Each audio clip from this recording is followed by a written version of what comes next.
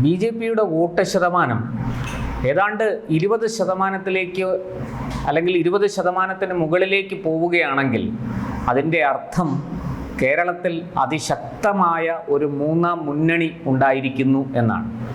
തീർച്ചയായിട്ടും അത് L D എഫിന് വലിയ വെല്ലുവിളിയാണ്. എൽ ഡി എഫിൻ്റെ വോട്ട് വലിയ രീതിയിൽ ബി ജെ പി കൊണ്ടുപോകും, അല്ലെങ്കിൽ ബി ജെ പി നേതൃത്വം നൽകുന്ന എൻ ഡി എ മുന്നണി കൊണ്ടുപോകും എന്ന് വ്യക്തമാണ്. ഇതൊക്കെ അവസാന കണക്കുകൾ വന്നതിന് ശേഷം മാത്രമേ നമുക്ക് ചർച്ച ചെയ്യാൻ സാധിക്കുകയുള്ളൂ. പക്ഷേ ഒരു കാര്യം തീർച്ചയാണ്, ഭരണവിരുദ്ധ വികാരം, സർക്കാരിനോടുള്ള വെറുപ്പ് ഒക്കെ ജനങ്ങളിൽ രൂഢമൂലമായിരിക്കുന്നു. അതിൻ്റെ പ്രതിഫലനമാണ് ഇപ്പോൾ ഈ കണ്ടത്. അത് രണ്ടായിട്ട് പിരിഞ്ഞ് യു ഡി എഫിനും ബി ജെ പിക്കുമായിട്ട് പോകുന്നു. ബി ജെ പിക്ക് വലിയ ശക്തിയില്ലാത്ത സ്ഥലങ്ങളിൽ അത് കൃത്യമായിട്ട് യു ഡി എഫിലേക്ക് പോകുന്നു.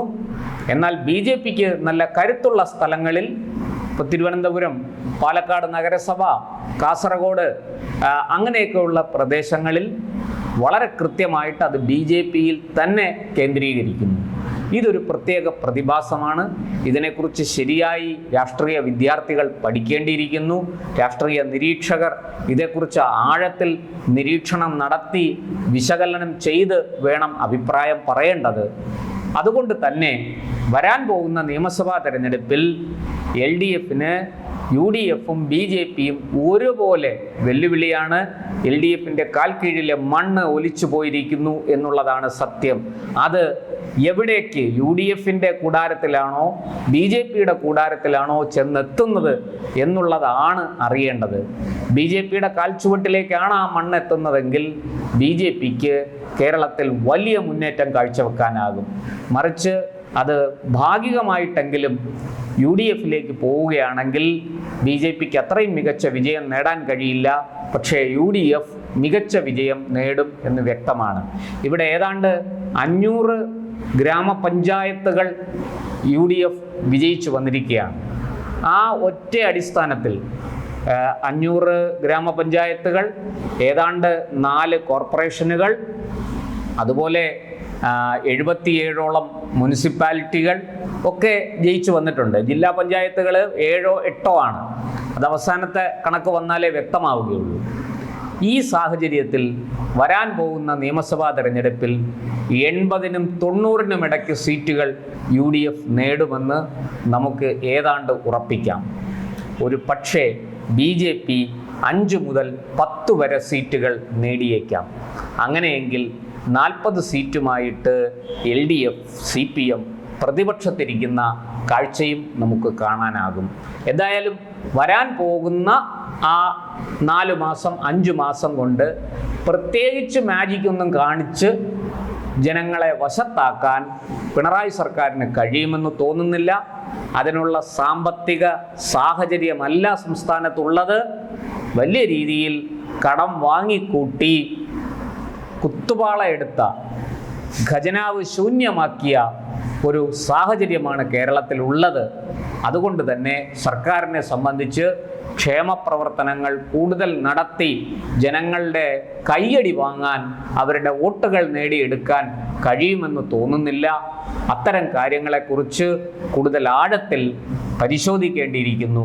എന്തായാലും ഒരു കാര്യം വ്യക്തമാണ്, വരാൻ പോകുന്ന 4 മാസം സർക്കാരിനെ സംബന്ധിച്ചിടത്തോളം അവർക്കെതിരെയുള്ള ജനരോഷം കുറച്ചു കൊണ്ടുവരാം എന്നല്ലാതെ അത് സമ്പൂർണമായിട്ടും മാറ്റിമറിച്ച് അവർക്ക് അനുകൂലമാക്കി തീർക്കാൻ സാധിക്കും എന്നെനിക്ക് തോന്നുന്നില്ല.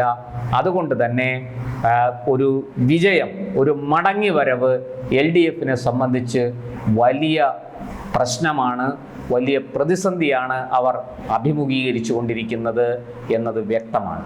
ത്രിതല പഞ്ചായത്ത് തെരഞ്ഞെടുപ്പിൽ സി പി എം അടപടലം പണികിട്ടിയിരിക്കുകയാണ്, തകർന്ന് തരിപ്പണമായിരിക്കുകയാണ്. അപ്പം 4 മാസം കഴിഞ്ഞാൽ നിയമസഭാ തെരഞ്ഞെടുപ്പ് വരികയാണ്. അപ്പം ഒരു നിയമസഭാ തെരഞ്ഞെടുപ്പ് എന്ന് പറയുന്നത് ഒരു സെമി ഫൈനലാണ് ഈ ത്രിതല പഞ്ചായത്ത് തെരഞ്ഞെടുപ്പ്. അപ്പം ഈ സി പി എമ്മിൻ്റെ ഈ പരാജയം അതിൽ പ്രതിഫലിക്കുമോ? എന്താണ് ഒരു വീക്ഷണം അതിനെക്കുറിച്ച് പറയാനുള്ളത്? അല്ല, ഈ ത്രിതല തെരഞ്ഞെടുപ്പ് അഥവാ തദ്ദേശ സ്വയംഭരണ സ്ഥാപനങ്ങളിലേക്കുള്ള തെരഞ്ഞെടുപ്പ് വളരെ കൃത്യമായിട്ട് വരാൻ പോകുന്ന നിയമസഭാ തെരഞ്ഞെടുപ്പിൻ്റെ ഒരു സെമി ഫൈനലായിട്ട് തന്നെയാണ് കരുതുന്നത്. ത്രിതല പഞ്ചായത്ത് തദ്ദേശ സ്വയംഭരണ സ്ഥാപനങ്ങളിലേക്കുള്ള തെരഞ്ഞെടുപ്പിൽ ആർക്കാണോ മേൽക്കൈ കിട്ടുന്നത് അവർക്ക് നിയമസഭാ തെരഞ്ഞെടുപ്പിലും അതിൻ്റെ ഒരു ആനുകൂല്യം ലഭിക്കും എന്നുള്ളത് പൊതുവെ കഴിഞ്ഞ ഒരു 25-30 വർഷമായിട്ട് അല്ലെങ്കിൽ ഒരു 40 വർഷമായിട്ട് കേരളം ആ തരത്തിൽ മുന്നോട്ട് പോവുകയാണ്. നമുക്കതറിയാം. അതിനൊരു ചെറിയ മാറ്റമുണ്ടായത് 2010-ലാണ്. 2010-ൽ UDFന് ഈ പറഞ്ഞ പോലെ ത്രിതല പഞ്ചായത്തിലും മറ്റ് തദ്ദേശ സ്ഥാപനങ്ങളിലും മികച്ച വിജയം നേടാനായി.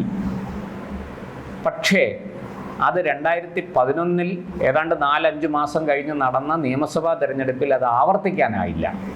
എങ്കിലും ഭരണം LDFൻ്റെ കയ്യിൽ നിന്ന് പിടിക്കാനായി. അങ്ങനെയാണ് ഉമ്മൻചാണ്ടി രണ്ടാമത് മുഖ്യമന്ത്രിയാകുന്നത്. പോട്ടെ, അത് ആ ചരിത്രത്തിലേക്ക് ഞാൻ പോകുന്നില്ല. ഇവിടെ കാര്യങ്ങൾ വളരെ വ്യക്തമാണ്. വരാൻ പോകുന്ന നിയമസഭാ തെരഞ്ഞെടുപ്പിന് മുന്നോടിയായിട്ട് ജനം വിധി എഴുതിയിരിക്കുകയാണ്, ഇതൊരു വെറുക്കപ്പെട്ട സർക്കാരാണ് എന്ന്.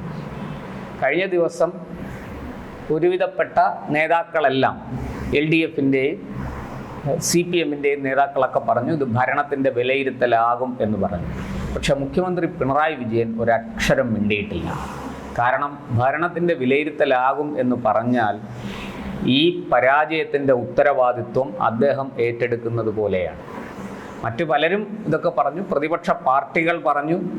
എന്നാൽ അവരെ സംബന്ധിച്ചിത് പറയാം. കാരണം ഭരണത്തിൻ്റെ വിലയിരുത്തൽ തന്നെയാണ് ഈ നടന്നിരിക്കുന്നത്. ഒരു വെറുക്കപ്പെട്ട സർക്കാരിനെതിരെ ജനം ആഞ്ഞു കുത്തിയിരിക്കുകയാണ് തങ്ങളുടെ സമ്മതിദാന അവകാശം. അതാണ് തദ്ദേശ തെരഞ്ഞെടുപ്പ് ഫലത്തിൽ പ്രതിഫലിച്ചിരിക്കുന്നത്. അതിന് വലിയ തർക്കമൊന്നുമില്ല. നമ്മൾ നേരത്തെ പറഞ്ഞു, ഈ പറഞ്ഞതുപോലെ ഒരു സെമി ഫൈനലാണ് എന്ന് പറഞ്ഞു. വരാൻ പോകുന്ന നിയമസഭാ തെരഞ്ഞെടുപ്പിൽ കേരളം എങ്ങോട്ടേക്കാണ് പോകുന്നത്, കാറ്റെങ്ങോട്ടാണ് വീശുന്നത് എന്ന് ഇവിടെ വ്യക്തമാണ്. ഈ തെരഞ്ഞെടുപ്പ് ഫലം അത് വ്യക്തമാക്കുന്നു. വരാൻ പോകുന്ന നിയമസഭാ തെരഞ്ഞെടുപ്പിൽ UDFനാണ് അപ്പർ ഹാൻഡ്. UDFന് മേൽക്കൈയുണ്ട്. LDFന് ഭരണം നഷ്ടമാകും എന്ന സൂചനയാണ് വളരെ കൃത്യമായിട്ട് ഈ തെരഞ്ഞെടുപ്പ് ഫലം നമ്മെ പഠിപ്പിക്കുന്നത്. ഈ ഇലക്ഷനിൽ 3 പാർട്ടികൾക്കും പരാജയമുണ്ട്. പക്ഷേ ഏറ്റവും കൂടുതൽ ഒരു കനത്ത തോൽവി എന്ന് അവകാശപ്പെടാൻ കഴിയുന്നത് നമ്മുടെ CPMൻ്റെ പരാജയമാണ്. അവർ ഈ കേരളം CPMൻ്റെ കോട്ടയാണ് എന്ന് അവകാശപ്പെട്ടുകൊണ്ടിരിക്കുന്ന ആളുകളാണ്.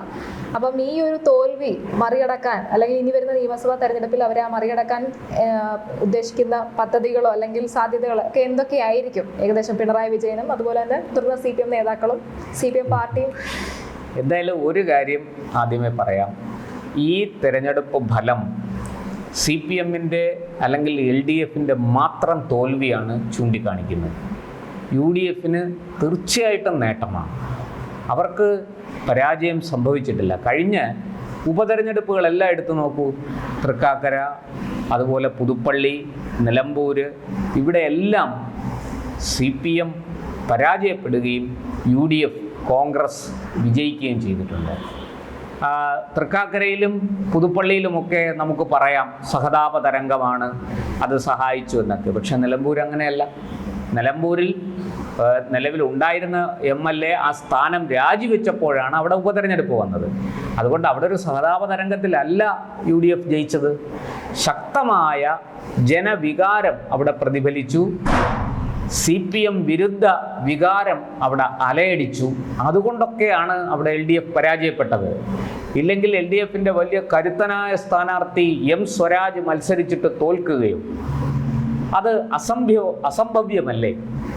എന്നിട്ടും അവിടെ അത് സംഭവിച്ചു. അപ്പോൾ അതൊന്നുമല്ല, അടിസ്ഥാനപരമായിട്ട് UDFന് മേൽക്കൈ കിട്ടിയിരിക്കുന്നു. BJPക്ക് നേട്ടമല്ലേ ഉള്ളൂ. തിരുവനന്തപുരം നഗരസഭയിൽ BJP കഴിഞ്ഞ 2 ടേമിലും 2ാം സ്ഥാനം കൊണ്ട് തൃപ്തിപ്പെട്ട BJP ഇതാ ഭരണത്തിലേക്ക് വന്നിരിക്കുന്നു. അതുപോലെ മറ്റു പല മുനിസിപ്പാലിറ്റികളും, തൃപ്പൂണിത്തറ മുനിസിപ്പാലിറ്റി BJP പിടിച്ചെടുത്തു. പാലക്കാട് ഏറ്റവും വലിയ ഒറ്റക്കക്ഷിയായിരിക്കുന്നു. ഇനി മറ്റ് സ്ഥലങ്ങളിലെ വിവരങ്ങൾ കൂടുതൽ വരാനുണ്ട്.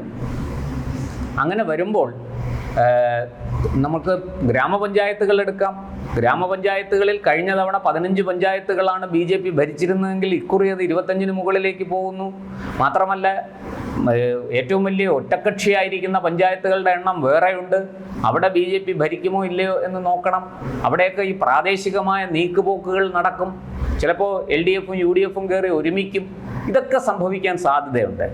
അതുകൊണ്ട് BJPയെ സംബന്ധിച്ചിടത്തോളം BJPക്ക് നേട്ടം തന്നെയാണ്. BJPക്ക് ഒരു വീഴ്ചയല്ല. BJPയുടെ വോട്ട് ശതമാനം ഏതാണ്ട് 18% മുകളിലേക്ക് പോകും എന്ന കാര്യത്തിൽ തീർച്ചയാണ്, ഒരു സംശയവുമില്ല.